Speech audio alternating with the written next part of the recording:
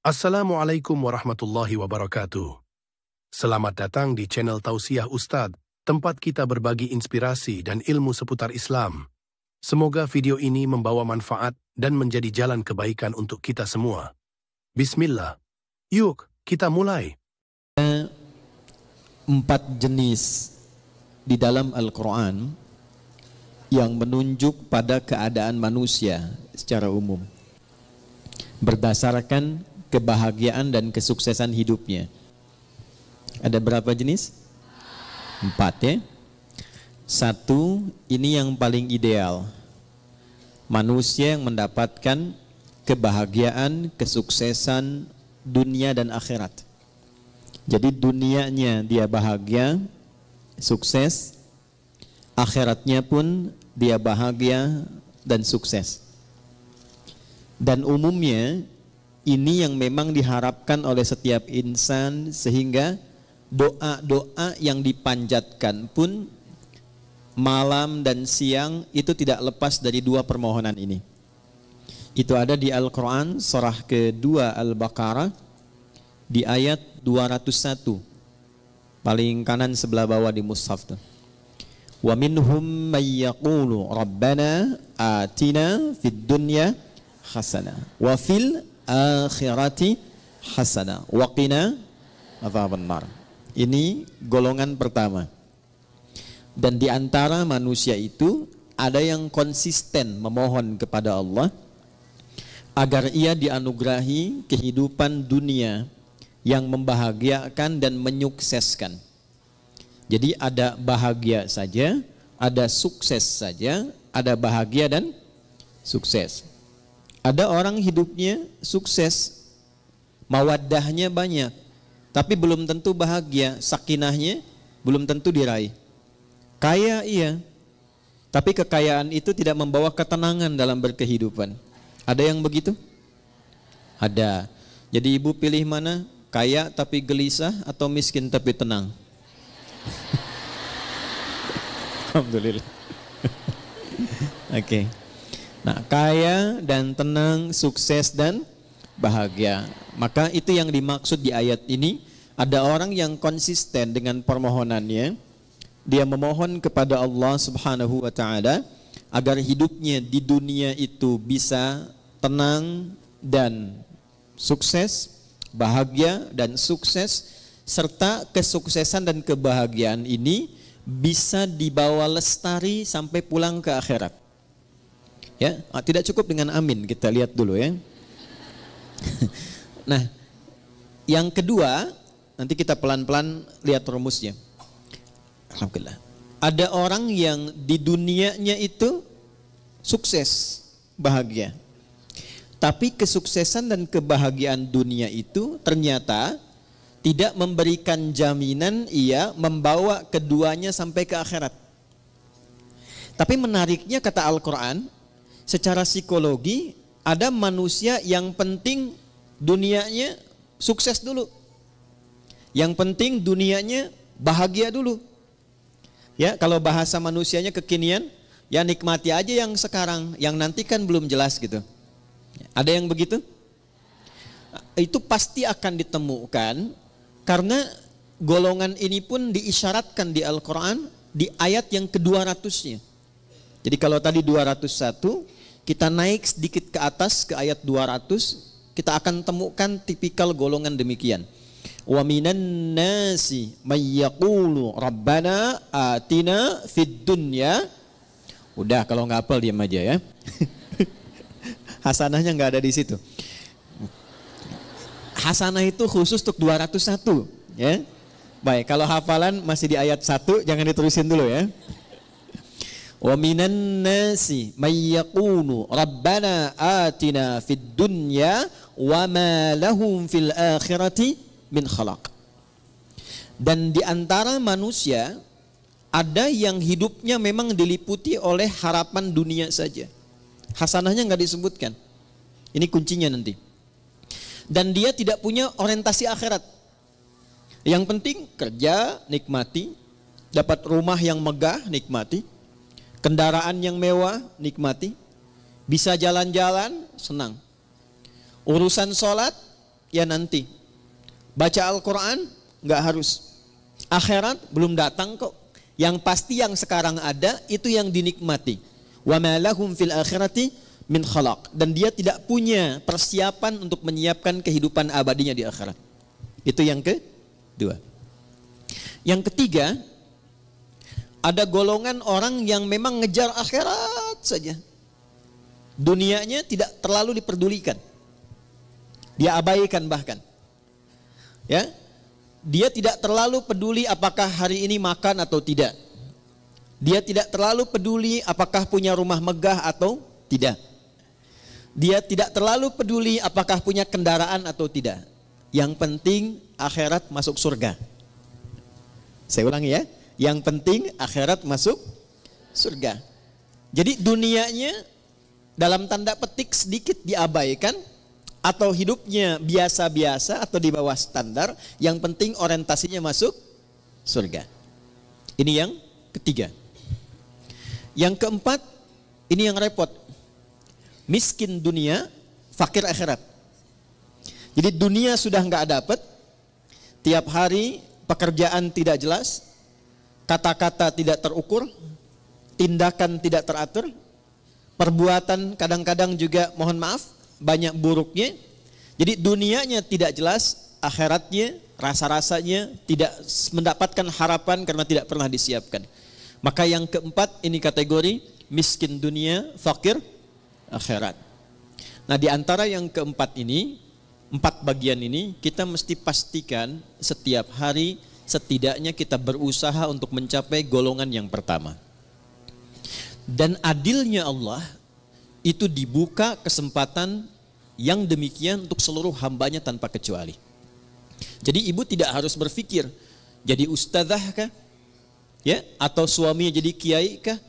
Jadi pejabat kah? Jadi hartawan kah? Semua sepanjang kita menjadi bagian dari hamba Allah, maka terbuka untuk mendapatkan bagian golongan yang pertama.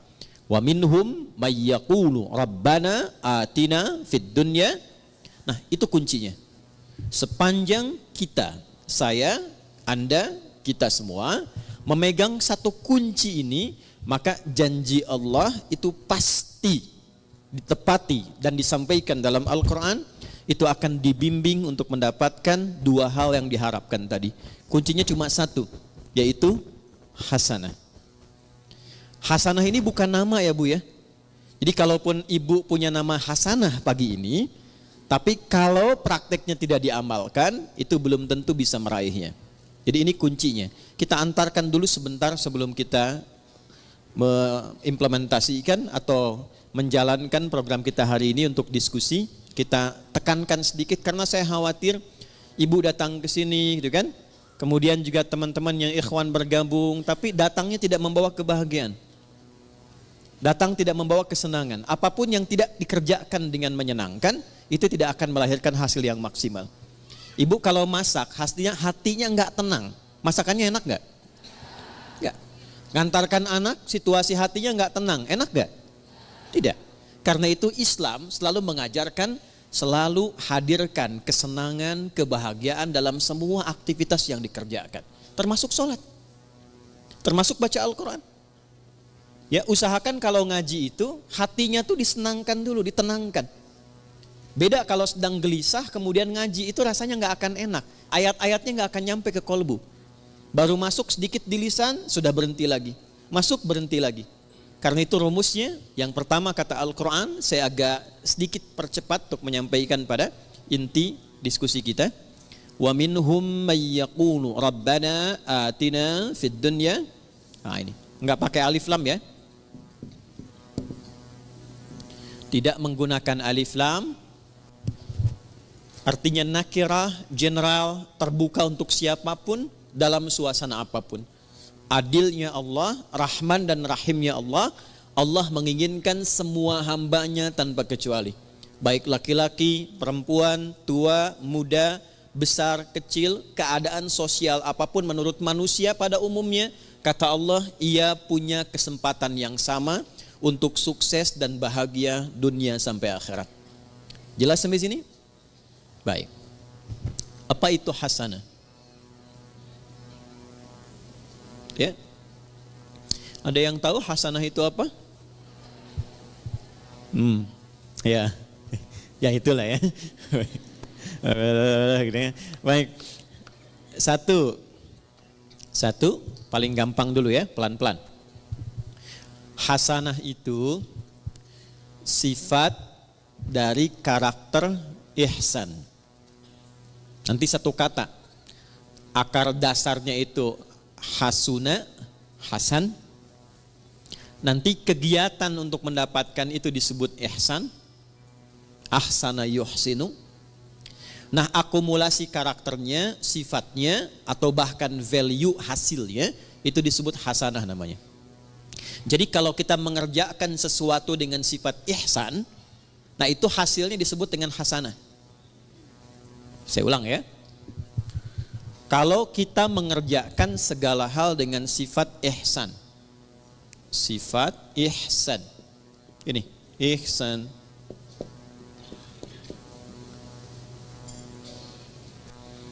Maka hasilnya apa yang diraih oleh kita itu disifati oleh Allah langsung, itu hasanah. Contoh, saya mau minum, fungsi minum itu menghilangkan haus. Jadi kalau ibu minum pakai tangan kanan, pakai tangan kiri, haus tetap hilang.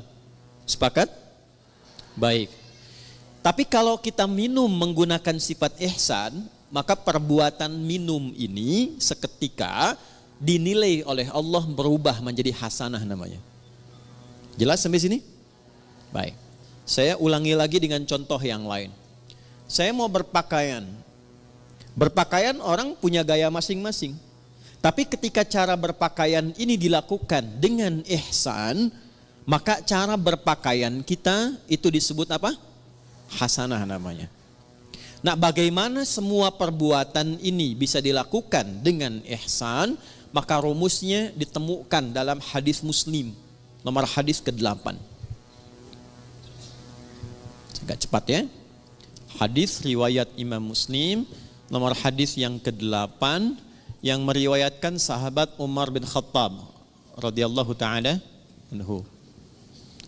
Kalau ibu ingin agak sedikit pendek, nggak terlampau panjang dan tebal jilidnya, panjang hadisnya, tebal jilidnya, Imam An-Nawawi pernah mengambil 42 hadis inti kehidupan.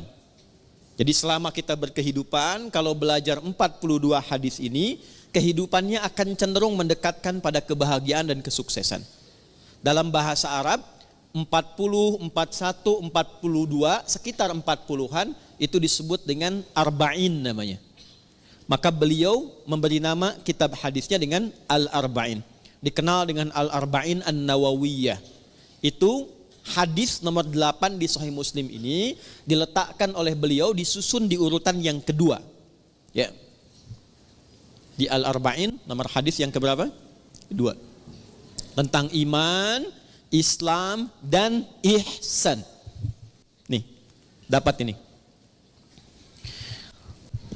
قال عن أبي حفص عمر بن الخطاب رضي الله تعالى عنه بينما نحن جلوس عند رسول الله صلى الله عليه وسلم إذ طلع علينا رجل شديد بياض الثياب شديد السواد الشعر لا يرى عليه أثر السفر ولا يعرفه منا أحد فجلس إلى النبي صلى الله عليه وسلم ووضع كفيه على كفيه ووضع رجليه على رجليه ووضع كفيه على فخذيه فقال يا محمد أخبرني عن الإسلام فقال رسول الله صلى الله عليه وسلم الإسلام أن تشهد أن لا إله إلا الله وأن محمد رسول الله وتقيم الصلاة وتؤتي الزكاة وتصوم رمضان وتحج البيت إن استطعت إليه سبيلا قال صدقت فأجبنا يسأله فيصدقه فسأل يا محمد أخبرني عن الإيمان فقال أن تؤمن بالله وملائكته وكتبه ورسله واليوم الآخر وتؤمن بالقدر خيره وشره قال صدقت قال فعجبنا يسأله فيصدقه فسأله يا محمد أخبرني عن الإحسان أخبرني عن الإحسان فقال أن تعبد الله كأنك تراه فإن لم تكن تراه فإنه يراك. Paham? Tidak. Baik. Dari sahabat Umar bin Khattab radhiyallahu taala anhu, saya agak cepat. Satu kali tiba datang seseorang laki-laki. Bajunya itu bersih, putih bersih. Rambutnya tertata rapi. Kemudian kami nggak kenal orang ini dari mana dan tidak nampak pada dirinya bekas-bekas lelah mampir. Fajalasa ila Nabi sallallahu alaihi wasallam, lantas beliau maju dalam ta'limnya Nabi, maju ke saf depan. Kemudian yang paling menarik itu meletakkan lututnya dekat lutut Nabi, ya, fa asnada rukbatayhi ila rukbatayhi wa wada'a kaffayhi ala fakhidhayhi, dan meletakkan telapak tangannya di pahanya. Ini memberikan kesan, satu, sebelum sampai ke isi hadisnya, memberikan kesan Nabi sedang mencontohkan malaikat yang sedang menyamar menjadi penuntut ilmu kalau ingin sukses belajarnya.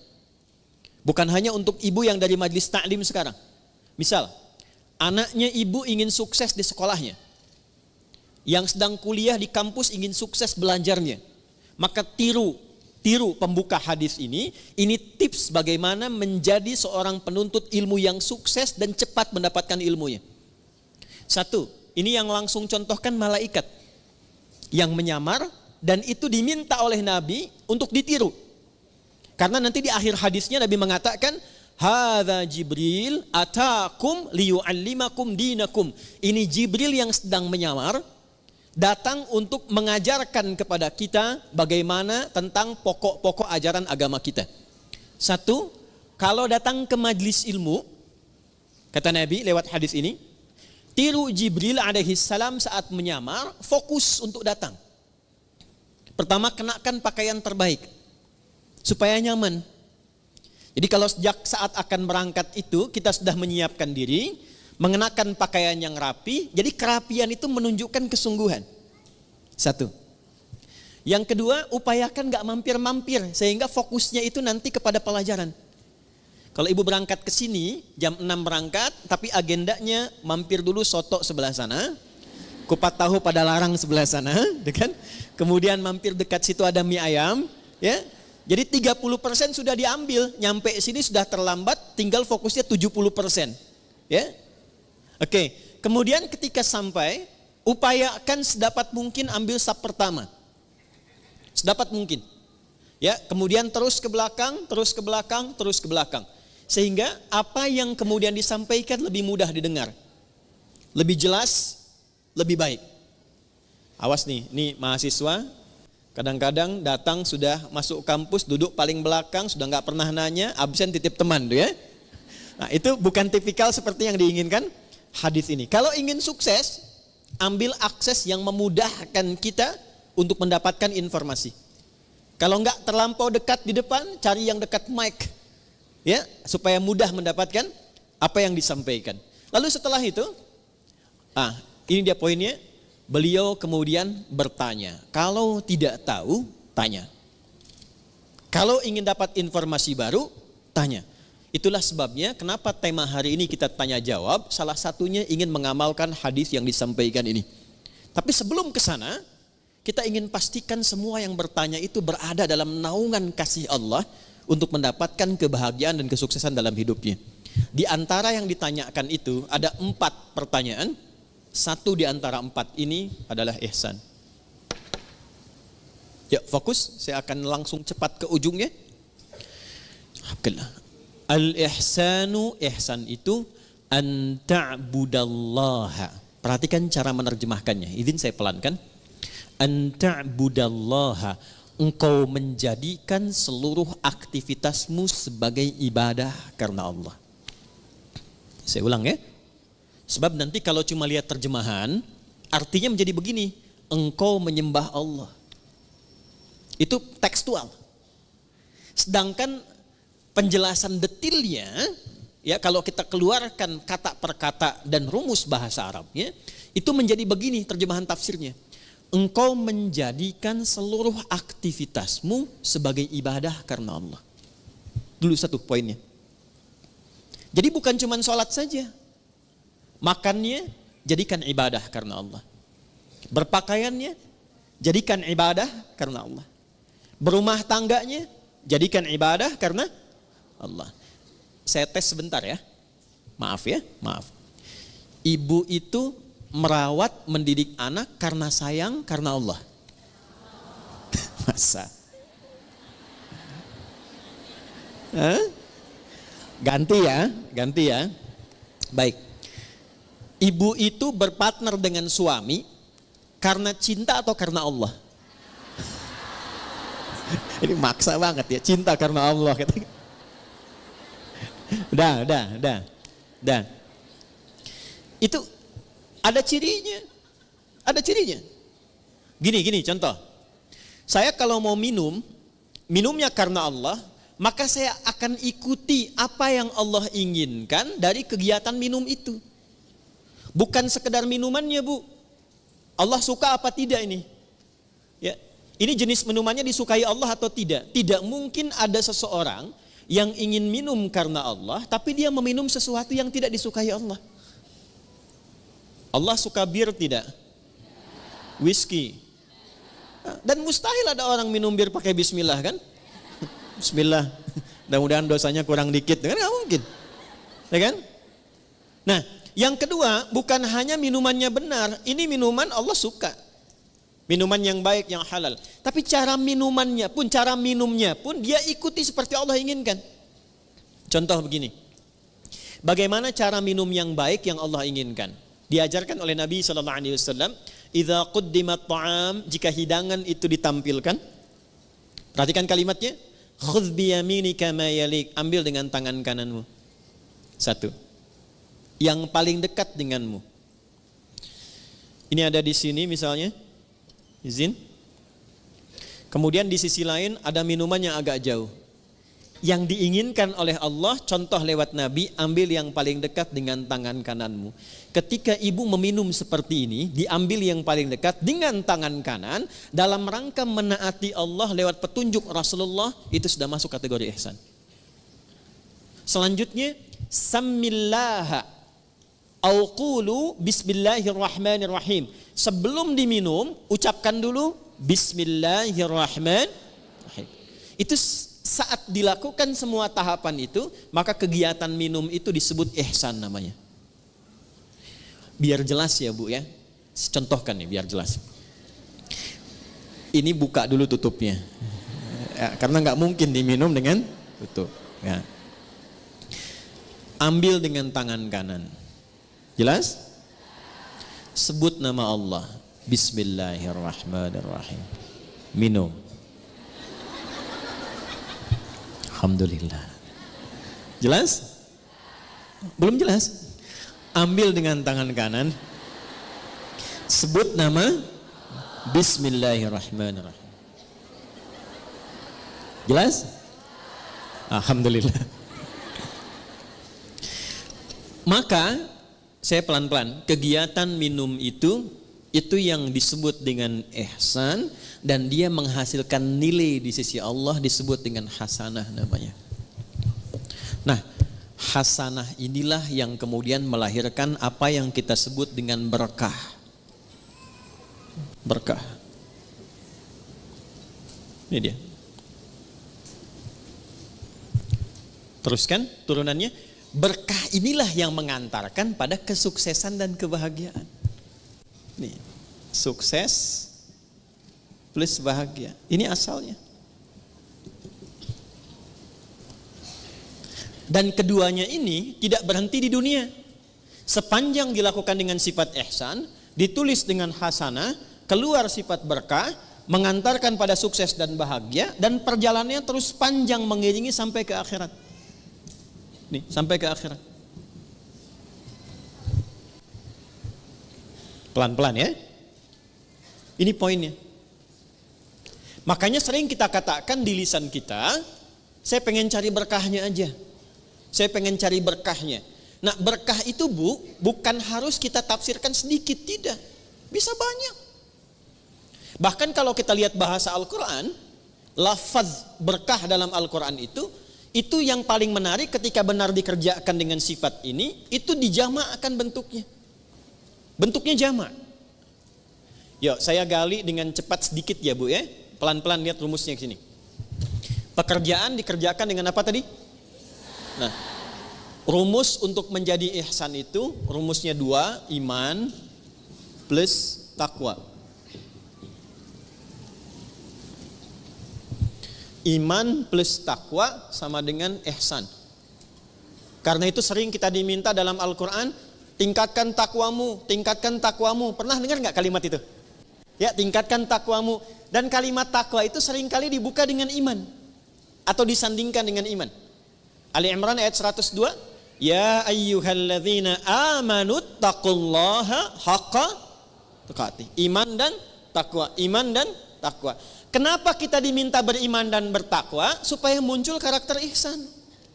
Kenapa bisa menjadi ihsan? Supaya mendapatkan hasanah. Kenapa hasanah penting? Supaya meraih berkah. Kenapa berkah penting? Supaya harapan kita terkabulkan. Semua pekerjaannya sukses, hasilnya membahagiakan. Dan jaminannya bukan cuma di dunia, akan wafatnya juga diberikan kedamaian. Di alam kuburnya diberikan keberkahan. Di akhiratnya dibuka keberkahan. Jadi kalau sudah muncul iman takwa, lahir ihsan, itu keberkahan dibuka di langit dan di bumi. Saya ulangi, di langit dan dibuka, di langit dan di bumi itu dibuka. Ada di Quran surah ke-7 ayat 96. Rumus ini ada Quran di Quran surah ke-7 Al-A'raf ayat 96. Yuk kita lihat pelan-pelan. Walau anna ahlal qura, buka mushafnya, amanu iman, wattaqau taqwa, la fatahna alaihim barakatin, berkah jamak sifatnya. Lihat ayatnya. La fatahna alaihim barakatin minas sama'i wal ardh. Langit dan bumi. Ada ayatnya? Quran surah 7 ayat 96. Walau anna ahlal qura amanu wattaqau la fatahna alaihim barakatin minas sama'i wal ardh. Ada ayatnya? Oke. Sudah? Pelan-pelan. Jadi ketika ayat itu diturunkan kepada Rasulullah sallallahu alaihi wasallam, yang diinginkan bukan sekedar jadi bacaan. Kita baca dapat pahala insyaallah. Dapat pahala dan pahalanya pun disebut hasanah. Tapi kalau kita amalkan isinya, nah amalan itulah yang menjadikan kita mampu meraih keberkahan, sehingga keberkahan ini mengiringi kesuksesan dan kebahagiaan yang kita harapkan dalam berkehidupan di dunia. Jadi kalau ayat rumah tangga dibawa ke rumah tangga, dipraktekkan dengan sifat ihsan. Suami menjadi suami dengan sifat ihsan. Istri mempraktekkan ayat Quran dengan sifat ihsan. Maka kehidupan rumah tangga akan cenderung mendapatkan berkah. Berkah itulah yang mengantarkan pada kebahagiaan dan kesuksesan. Itu dibawa pulang sampai ke akhirat. Terima kasih sudah menonton. Jangan lupa like, share, dan subscribe untuk mendukung dakwah ini. Sampai jumpa di video berikutnya. Wassalamualaikum warahmatullahi wabarakatuh.